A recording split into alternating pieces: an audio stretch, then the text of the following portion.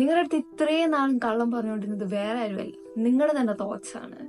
ഞാനും കുറെ നാൾ എന്റെ തോട്ട്സിനെ വിശ്വസിച്ചു.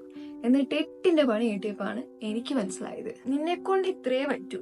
അല്ലേ, നീ എന്ത് മണ്ടനാടാ. അല്ലേ, ഇത് നിനക്ക് പറഞ്ഞ ലൈഫല്ല. ഇങ്ങനെയൊക്കെ നിങ്ങക്ക് തോട്ട്സ് വന്നിട്ടുണ്ടാവും. പക്ഷെ സ്കേറി പാർട്ട് എന്താന്ന് വെച്ച് കഴിഞ്ഞാൽ ഇതൊക്കെ വിശ്വസിച്ചിട്ട് ഇതാണ് നിങ്ങളുടെ ലൈഫിന്റെ റിയാലിറ്റി എന്ന് വിചാരിക്കുന്നതാണ്. വീഡിയോയിലോട്ട് കിടക്കുന്നതിന് മുന്നേ ഒരു റിമൈൻഡർ ഉണ്ട്, ഈ ചാനൽ ഇതുവരെ സബ്സ്ക്രൈബ് ചെയ്യാത്തവർ ഒന്ന് സബ്സ്ക്രൈബ് ചെയ്യുക. കാരണം സബ്സ്ക്രിപ്ഷൻ വെച്ചാണ് ആൾക്കാരുടെ ഫസ്റ്റ് ഇംപ്രഷൻ വരുന്നത്. ഈ ചാനൽ ഫസ്റ്റ് ആയിട്ട് കാണുന്ന ആൾക്കാർ ഇപ്പോഴും സബ്സ്ക്രിപ്ഷൻ നോക്കും, ഓക്കെ പോരാ, ചാനൽ സബ്സ്ക്രിപ്ഷൻ പോരാ, അതുകൊണ്ട് ചിലപ്പോൾ വീഡിയോ ഫുള്ളായിട്ട് പോലും കാണണമെന്ന് വരില്ല.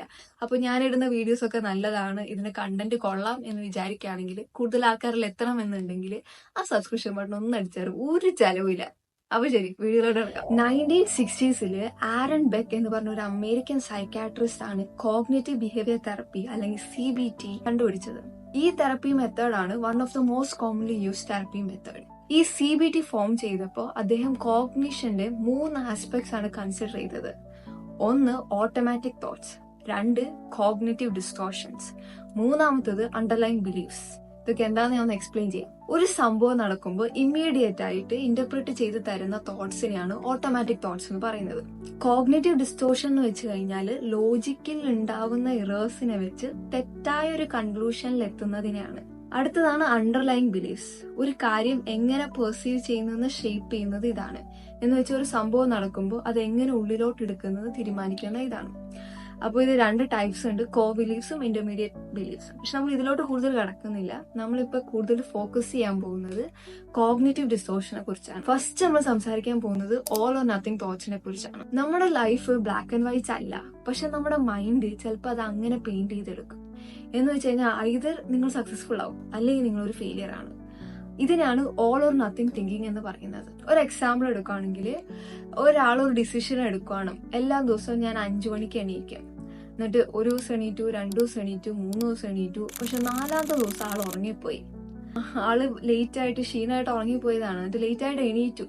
അപ്പൊ ഇങ്ങനെ മൈൻഡില് ഓക്കെ സാരില്ല, ഇന്ന് എനിക്ക് തെറ്റി, നാളെ തൊട്ട് ശരിയാക്കാം എന്ന് മൈൻഡിൽ വിചാരിക്കുന്നതിന് പകരം ഓക്കെ പോയി, ഇനി എന്നെ കൊണ്ട് പറ്റില്ല, എന്റെ ലൈഫിൽ ഇനി ഒന്നും നടക്കില്ല, ഞാൻ ഒരു ചെറിയൊരു കാര്യമാണ് ചെയ്യാൻ വേണ്ടി നോക്കിയത്, അതുപോലും എനിക്ക് ചെയ്യാൻ പറ്റിയില്ല, അങ്ങനെ ഒരു കൺക്ലൂഷനിലോട്ട് എത്തുകയാണ്. നമ്മളൊരു ഹ്യൂമൻ ആണെന്നുള്ളൊരു കൺസിഡറേഷൻ നമുക്ക് തന്നെ കൊടുക്കാതിരിക്കുന്ന ഒരു അവസ്ഥയാണിത്.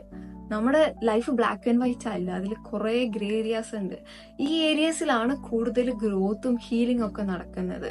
അപ്പൊ അടുത്ത പ്രാവശ്യം നിങ്ങളുടെ മൈൻഡ് നിങ്ങൾ തീരുമാനിച്ചൊരു കാര്യം നിങ്ങൾക്ക് ചെയ്യാൻ പറ്റാതിരിക്കുന്ന ഒരു സാഹചര്യം ആകുമ്പോൾ നിങ്ങളുടെ മൈൻഡ് കുറെ ഇങ്ങനെ നെഗറ്റീവ് ഇടാൻ നോക്കും. ആ സമയത്ത് പറയണം ഓക്കെ ഇറ്റ്സ് ഓക്കെ, ഞാനൊരു മിസ്റ്റേക്ക് ഉണ്ടാക്കി, സാരില്ല, അടുത്ത പ്രാവശ്യം സെറ്റ് ആക്കാം. അപ്പൊ അടുത്ത ടൈപ്പ് ഓഫ് തോട്ട്സ് നമ്മൾ സംസാരിക്കാൻ പോകുന്നതാണ് ഓവർ ജനറലൈസേഷൻ. സിമ്പിൾ ആയിട്ട് പറഞ്ഞു കഴിഞ്ഞാൽ, when one bad chapter in your life feels like the whole book. എന്ന് വെച്ച് കഴിഞ്ഞാൽ നെഗറ്റീവായിട്ട് നടന്ന ഒരു എക്സ്പീരിയൻസിനെ നമ്മളിങ്ങനെ പ്രൂഫാക്കി വെച്ചേക്കാണ്. നമ്മുടെ ലൈഫിൽ ഇനി ഇങ്ങനെ ആയിരിക്കും നടക്കുന്നുണ്ടാവുക, ഇനി എല്ലാം ഇങ്ങനെ ആയി പോവും എന്നുള്ള രീതിയിൽ ഇങ്ങനെ കൺക്ലൂഷനിലോട്ട് എത്തുന്ന പോലെ അത് പ്രൂഫാക്കി ഇങ്ങനെ വെച്ചേക്കുന്ന ഒരു അവസ്ഥയാണ് ഓവർ ജനറലൈസേഷൻ. ഒരു എക്സാമ്പിൾ എടുക്കുകയാണെങ്കിൽ, ഇപ്പൊ നമ്മള് ഒരു 2-3 ഇന്റർവ്യൂസ് ചെയ്തു, എന്നിട്ട് അതിലൊക്കെ ഫെയിലായി, ജോലി കിട്ടിയില്ല. അപ്പൊ നമ്മളൊരു കൺക്ലൂഷനിലെത്താണ് ഓക്കെ എനിക്ക് പിടിച്ചതല്ല ജോലി, എനിക്ക് ഇനി ഒരിക്കലും ജോലി കിട്ടില്ല, എന്നെ കൊണ്ട് ഒന്നിനും പറ്റില്ല എന്നുള്ള രീതിയിൽ കൺക്ലൂഷൻ ഒരു സംഭവം. അല്ലെങ്കിൽ ഇപ്പൊ വേറെ എക്സാമ്പിൾ എടുക്കുകയാണെങ്കിൽ, നമ്മൾ ഡേ ടു ഡേയില് നമ്മളിപ്പോ രാവിലെ എണീറ്റിട്ട് ഇപ്പൊ ഒരു ഫുഡ് ഉണ്ടാക്കി കത്ത് പിടിച്ചു, അപ്പൊ തന്നെ നമ്മൾ ഓക്കെ ദിവസം പോയി, ഇനി ഒന്നും ചെയ്യാൻ പറ്റില്ലാത്ത കൺക്ലൂഷൻ. അല്ലെങ്കിൽ തേച്ചുകൊണ്ടിരുന്നപ്പോ തുണി കത്തിപ്പോയി, ദിവസം പോയി, ഇനി ഒന്നും ചെയ്യാൻ പറ്റില്ല, അങ്ങനെ രീതിയിലേക്ക് ദിവസം പോയി. അങ്ങനെ ഒരു ഓവർ ജനറലൈസ് ചെയ്യാണ്. ഒരു ബാഡ് എക്സ്പീരിയൻസിന് ആ ഫുള്ളായിട്ട് നമ്മളത് കൺസിഡർ ആക്കുകയാണെങ്കിൽ എല്ലാം ഇനി ബാഡ് ആയിരിക്കും എന്നുള്ള രീതിയിൽ. ഇത് എന്തുകൊണ്ടാണ് നടക്കണേന്ന് നമ്മുടെ ബ്രെയിനിന്റെ ഉള്ളിലോട്ട് നോക്കുവാണെങ്കിൽ, നമ്മുടെ ബ്രെയിനിൽ അമിഗ്ഡല എന്ന് പറഞ്ഞൊരു പോർഷൻ ഉണ്ട്. അതാണ് നമ്മുടെ ഒരു അലാം സിസ്റ്റം ആയിട്ട് വർക്ക് ചെയ്യുന്നത്. അപ്പൊ എന്തെങ്കിലും നെഗറ്റീവായിട്ടൊരു ഇമോഷൻസ് ഒക്കെ എക്സ്പീരിയൻസ് ചെയ്യേണ്ടി വരുമ്പോൾ നമ്മുടെ അമിഗ്ഡല ട്രിഗർ ആയിട്ട് അതൊരു മെമ്മറി ആയിട്ട് സ്റ്റോർ ചെയ്യും. ഒരു എക്സാമ്പിൾ എടുക്കുവാണെങ്കിൽ, നമ്മളിപ്പോ ബ്രേക്കപ്പ് ആയി, റീസൺസ് എന്തായാലും നിങ്ങളിപ്പോ ഒരു ബ്രേക്കപ്പിൽ ആയിക്കഴിഞ്ഞാല് നിങ്ങൾ കുറച്ചൊരു ഇമോഷണൽ സ്റ്റേറ്റിൽ കൂടെ കടന്നു പോകണം. അപ്പോൾ അത് ഭയങ്കര നെഗറ്റീവ് ആയിരിക്കും, ഭയങ്കര ഇനി ഒരിക്കലും നിങ്ങളുടെ ലൈഫിൽ ഇതിൽ കൂടെ പോകണ്ടെന്നുള്ള രീതിയിൽ ഇങ്ങനെ നിങ്ങളുടെ മൈൻഡിൽ സ്റ്റോർ ആയിക്കൊണ്ടിരിക്കും. അപ്പോൾ റിലേഷൻഷിപ്പ് വിത്ത് ദിസ് പേഴ്സൺ ആണ് ഇങ്ങനെയൊക്കെ ഉണ്ടായേ എന്നുള്ളതിന് പകരം നിങ്ങളുടെ ബ്രെയിൻ റിലേഷൻഷിപ്പ് ഇൻ ജനറൽ ഇങ്ങനെ ആയി തീരും എന്നുള്ള രീതിയിൽ സ്റ്റോർ ചെയ്ത് പോകും. ഇതുകൊണ്ടൊക്കെയാണ് ചിലവര് ഒരു റിലേഷൻഷിപ്പ് കഴിയുമ്പോൾ ഒക്കെ ഞാൻ ഇനി ആ പണിക്ക് പോവില്ല എന്നൊക്കെയുള്ള രീതിയിൽ ഒരു കൺക്ലൂഷനിൽ എത്തുന്നത്. അപ്പൊ നിങ്ങളൊരു അവയർനെസ് കൊണ്ടുവന്ന് കഴിഞ്ഞാൽ ഇങ്ങനത്തെ ഒരു മെന്റൽ ട്രാപ്പിൽ നിന്ന് നിങ്ങൾക്ക് എസ്കേപ്പ് ചെയ്യാൻ പറ്റും. അടുത്ത കോമൺ ആയിട്ടുള്ള ഒരു ടൈപ്പ് ഓഫ് തോട്ട്സ് ആണ് മെന്റൽ ഫിൽറ്റർ എന്ന് വെച്ച് കഴിഞ്ഞാൽ, ഇപ്പൊ നിങ്ങൾക്ക് ഒരു പ്രസന്റേഷൻ ഉണ്ടെന്ന് വെച്ചോ. അപ്പൊ നിങ്ങൾ എല്ലാവരും നല്ല റിവ്യൂസ് ആണ്, ഒരു 10 പേര് നല്ല റിവ്യൂസ് പറഞ്ഞു, പക്ഷെ ഒരാള് നിങ്ങളെ കുറിച്ച് എന്തോ ചീത്ത പറഞ്ഞു. അപ്പൊ കിടക്കാൻ നേരത്ത് നിങ്ങൾ എന്തായിരിക്കും ആലോചിക്കേണ്ടാവുക? 10 നല്ലത് പറഞ്ഞാലും ആ ഒരാൾ എന്നെ കുറിച്ച് ഇങ്ങനെ പറഞ്ഞു, അതായിരിക്കും മൈൻഡിലോട്ട് നടക്കുന്നുണ്ടാവുക. ഇത് ആക്ച്വലി നമ്മുടെ ബ്രെയിനിന്റെ ഒരു എവല്യൂഷണറി മെക്കാനിസം ആയിട്ട് ഡെവലപ്പ് ആയതാണ്. ലൈക്ക് ഒരു നെഗറ്റീവായിട്ട് എക്സ്പീരിയൻസിനെ നമ്മൾ കൂടുതലായിട്ട് പ്രൊജക്ട് ചെയ്ത് കാണിക്കുമ്പോൾ നമ്മൾ ആ മിസ്റ്റേക്ക് വീണ്ടും ചെയ്യാതിരിക്കാൻ വേണ്ടിയിട്ട്. ഇത് ആക്ച്വലി പണ്ടത്തെ കാലത്ത് ഒരു സർവൈവൽ മെക്കാനിസം ആയിട്ട് ഡെവലപ്പ് ചെയ്തതാണ്. ലൈക്ക് ഇപ്പൊ ഈ വഴി പോയി കഴിഞ്ഞാല് പാമ്പുണ്ട് എന്നുള്ള സാധനം നമ്മുടെ തലയിൽ കയറി അത് നമ്മൾ റിമൈൻഡർ ആയിട്ട് വെക്കണമല്ലോ. പണ്ട് നമ്മളെ ഇത് സർവൈവ് ചെയ്യാൻ ഹെൽപ്പ് ചെയ്തെങ്കിലും ഇപ്പൊ നമ്മളെ അത് ബ്ലൈൻഡ് ആക്കുവാണ്.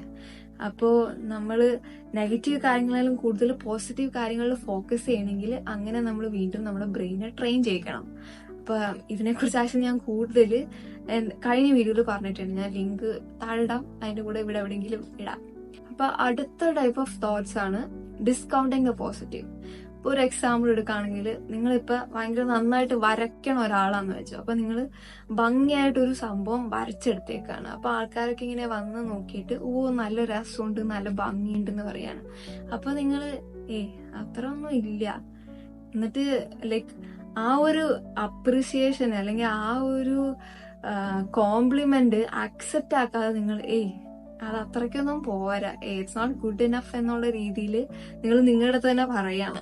നമ്മൾ നമുക്ക് തന്നെ കുറച്ച് ക്രെഡിറ്റ് കൊടുക്കാൻ വേണ്ടി പഠിക്കണം. ഒരു നെഗറ്റീവ് ആയിട്ടുള്ള സാധനമാണെങ്കിൽ നമ്മുടെ ബ്രെയിനിന് ഭയങ്കരമായിട്ട് കാണിക്കും. പക്ഷെ ഒരു പോസിറ്റീവ് ആണെങ്കിൽ അത്ര ഒന്നും ഇല്ല, ഞാൻ ഒന്ന് ട്രൈ ആക്കിയുള്ളൂ, അത്രയ്ക്കൊന്നും ഞാൻ എഫേർട്ട് ഇട്ടില്ല എന്നുള്ള രീതിയിൽ നമ്മൾ തന്നെ ഡിസ്ക്രെഡിറ്റ് കൊടുക്കുകയാണ്.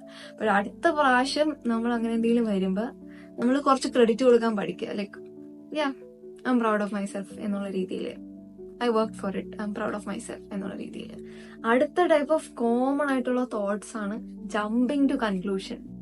എന്ന് വെച്ച് കഴിഞ്ഞാൽ, ഇപ്പൊ എക്സാമ്പിൾ എടുക്കുകയാണെങ്കിൽ, ഇപ്പൊ നമുക്ക് അറിയാവുന്ന ഒരാള് നമ്മുടെ മുന്നിൽ കൂടെ ഇങ്ങനെ പാസ് ചെയ്ത് പോവാണ്. അപ്പൊ ആള് ചിരിച്ചില്ല. ആള് യൂഷ്വലി ചിരിക്കുകയാണ്, പക്ഷെ അന്ന് ചിരിച്ചില്ല. അപ്പൊ നമ്മുടെ മൈൻഡിൽ കൂടെ ഒക്കെ ഇങ്ങനെ കുറെ കാര്യങ്ങൾ പൊയ്ക്കൊണ്ടിരിക്കുകയാണ്. കഴിഞ്ഞ പ്രാവശ്യം ഞാൻ എന്തെങ്കിലും ചെയ്യാണ്ടിരുന്നോ, അയാൾ എൻ്റെ അടുത്ത് എന്തെങ്കിലും ചോദിച്ചായിരുന്നു, ഞാൻ എന്താണ് തെറ്റ് ചെയ്തതെന്നൊക്കെ ഇങ്ങനെ കൺക്ലൂഷനിലോട്ട് ഇങ്ങനെ പൊയ്ക്കൊണ്ടിരിക്കുകയാണ്. ചിലപ്പോൾ ആള് വേറെ എന്തോ ആലോചിച്ച് നടന്നു പോയപ്പോ കാണാതിരിക്കും. പക്ഷെ നമ്മുടെ ബ്രെയിൻ ആണെങ്കിൽ ഇങ്ങനെ കൺക്ലൂഷനിലോട്ട് ഒറ്റയടിക്ക് എത്തി. ഇത് എന്തുകൊണ്ടാണ് നടക്കണമെന്ന് വെച്ച് കഴിഞ്ഞാല്, നമ്മുടെ ബ്രെയിനിന് അൺസർട്ടനിറ്റി ഇഷ്ടമല്ല. അപ്പൊ നമ്മൾ പെട്ടെന്ന് ഒരു കൺക്ലൂഷനിൽ എത്തിക്കാൻ നോക്കും. എന്നിട്ട് അതൊരു നെഗറ്റീവ് കൺക്ലൂഷൻ ആണെങ്കിലും കുഴപ്പമില്ല, അത് എന്തുകൊണ്ടാണെന്ന് ഒരു ജസ്റ്റിഫിക്കേഷൻ നമ്മുടെ ബ്രെയിനിന് ആവശ്യമുണ്ട്. അതിങ്ങനെ തോട്ട്സ് വഴി കൊടുത്തോണ്ടിരിക്കും. ഒരു കോട്ട് ഉണ്ട് കേട്ടോ, it goes like, peace does not come from knowing everything but from being okay with not knowing. അപ്പൊ അടുത്ത പ്രാവശ്യം നമ്മുടെ ബ്രെയിൻ ഇങ്ങനെയൊക്കെ കൺക്ലൂഷനിൽ എത്തിക്കൊണ്ടിരിക്കുമ്പോ പറയണം, let's just wait and see. അപ്പൊ ശരി. അപ്പൊ ഇങ്ങനെ കുറെ തെറ്റായ ലോജിക്കൽ കൺക്ലൂഷൻ കാരണം നമ്മുടെ ബ്രെയിൻ കുറെ കള്ളങ്ങൾ നമ്മളെ വിശ്വസിപ്പിക്കുന്നുണ്ട്. അപ്പൊ ഇറ്റ് ഡസന്റ് മീൻ നിങ്ങൾക്ക് എന്തെങ്കിലും പ്രശ്നം ഉണ്ടെന്ന്. ഞാൻ ഇതിൽ പറഞ്ഞേക്കുന്ന എക്സാമ്പിൾസ് ഒക്കെ നിങ്ങളുടെ ലൈഫിൽ നിങ്ങൾ എക്സ്പീരിയൻസ് ചെയ്തേക്കുന്ന ഒരാളാണെങ്കിൽ ഞാൻ നേരത്തെ പോസ്റ്റ് ചെയ്തേക്കുന്ന വീഡിയോ കാണാൻ ഞാൻ സജസ്റ്റ് ആക്കുവാണ്. കാരണം അതില് ഇതിൽ നിന്നൊക്കെ എങ്ങനെ പുറത്തോട്ട് വരാം എന്നുള്ള രീതിയിൽ എക്സ്പ്ലനേഷൻ ഉണ്ട്. ആ വീഡിയോസ് ഒക്കെ കണ്ടിട്ടും if you still feel like you need help, feel free to reach out a therapist and get help. അപ്പോ ഇത്രേ ഉള്ളൂ. അപ്പോ ഈ ചാനൽ ഇതുവരെ സബ്സ്ക്രൈബ് ചെയ്യാത്തതൊന്ന് സബ്സ്ക്രൈബ് ചെയ്യുക and like the video. And ഇനിയുള്ള എന്തെങ്കിലും ടോപ്പിക്സ് സ്പെസിഫിക് ആയിട്ട് സജഷൻസ് ഉണ്ടെങ്കിൽ feel free to comment in the comment section. അപ്പൊ ശരി, താങ്ക് യു.